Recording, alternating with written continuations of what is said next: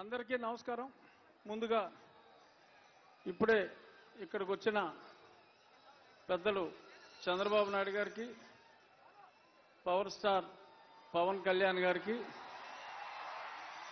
తెలుగుదేశం రాష్ట్ర అధ్యక్షులు అచ్చెన్నాయుడు గారు, నా ప్రియ మిత్రులు నందమూరి బాలకృష్ణ గారికి, ఇంకా నాదెండ్ల మనోహర్ గారు, ఇంకా వేదికను అలంకరించిన ఎందరో మిత్రులు, స్నేహితులు, సన్నిహితులు అందరికీ కూడా నా హృదయపూర్వక నమస్కారాలు.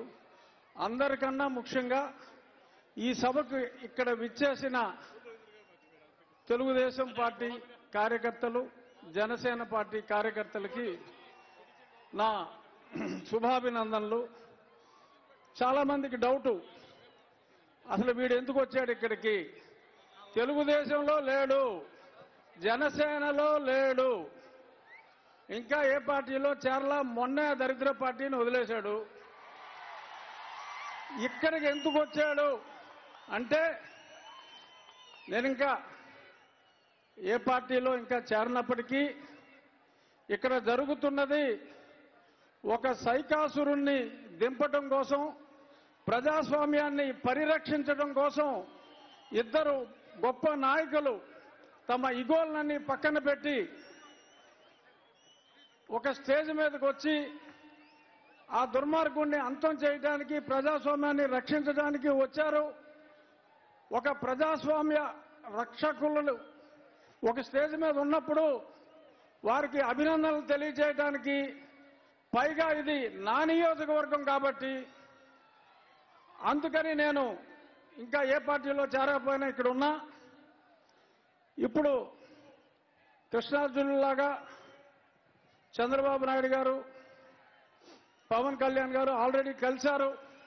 నేను 2 సంవత్సరాలుగా చెప్తున్నా, అందరూ కాదన్నా, ఎంతో మంది అది ఎలా కుదురుతుందన్నా కూడా ఖచ్చితంగా ఒక దుర్మార్గుని అంతం చేయాలంటే బ్రహ్మ విష్ణు మహేశ్వరులే కలిశారు, వీళ్ళు కలవాలి అన్నా వీరిద్దరూ ఇప్పుడు కలిశారు.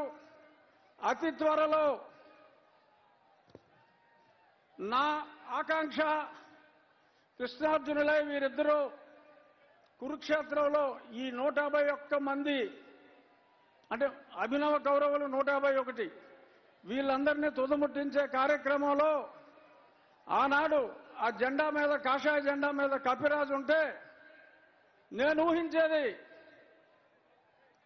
నరేంద్ర మోడీ గారిని, తప్పకుండా పవన్ కళ్యాణ్ గారు అహర్నిశలు మొన్నే చెప్పారు, తిట్లు తిన్నా నేను వదిలేది లేదు అని. తప్పకుండా రాబోయే 4-5 రోజుల్లో ఒక గొప్ప అద్భుత సృష్టికి అంకురార్పణ జరిగి, ఇప్పుడు మనల్ని సర్వనాశనం భ్రష్టు పట్టించిన వ్యక్తి చరిత్ర పుటల్లో కలిసిపోయే సమయం వచ్చింది. నేను రోజు మిమ్మల్ని 1 గంట సేపు వాయించేస్తున్నా, రచ్చబండల పేరు చెప్పి. ఆ చెప్పినవన్నీ కాకుండా మనకి అమరావతిని సర్వనాశనం చేసిన ముఖ్యమంత్రి 3 క్యాపిటల్స్ అన్నాడు, ఏది అడ్రస్ లేదు. సరే, మొన్న ఫ్లోటింగ్ బ్రిడ్జ్ చేస్తే అది పోయింది. కుప్పానికి నీళ్ళు ఇచ్చాడంటే అది వినోదం సినిమాలో ఊటీటీ బ్యాంక్ లాగా అలా గేటు పెట్టి మళ్ళీ పట్టుపోయారు.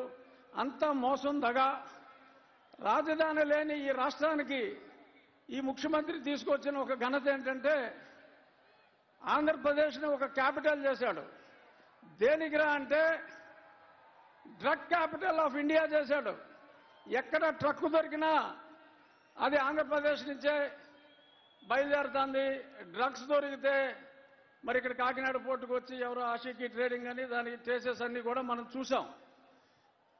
డ్రగ్ ఆంధ్రప్రదేశ్ని రాజధానిగా చేశారు తప్ప ఈయన చేసిన అభివృద్ధి ఏమాత్రం లేదు. మహిళలు తాలిబొట్లు తెగిపోతున్నాయి పటాపటా పటాపటా. ఆ చెత్త మందు తాగి 60 రూపాయల మందు 200 రూపాయలు ఇచ్చినట్టే ఇచ్చి మీ జేబులు గుల్ల చేస్తున్నాడు. చెప్పుకుంటే శతకోటి. అది ఎలాగో పెద్దలు చంద్రబాబు నాయుడు గారు, పవన్ కళ్యాణ్ గారు ఆ భూషణలన్నీ వారికే వదిలేస్తున్నా. నా రిక్వెస్ట్ ఒకటే, భేషజాలని వారిద్దరూ ఎలా అయితే భేషజాలు పక్కన పెట్టి అన్నదమ్ముల్లా కలిసిపోయారో, ఇక్కడున్న తెలుగుదేశం, జనసేన నాయకులు కార్యకర్తలు అందరూ కూడా చిన్న చిన్న డిఫరెన్సెస్ ఉంటాయి, కానీ మనం సర్దుకుపోవాలి. ఎవరెవరయ్యో లేఖలు రాస్తూ ఉంటారు, ఆ లేఖల్ని పట్టించుకోవద్దు. వారిద్దరూ ఎంత అన్యోన్యంగా ఉన్నారో మనం అందరం కూడా నేను తొందరలో మీ దగ్గరికి వచ్చేస్తా.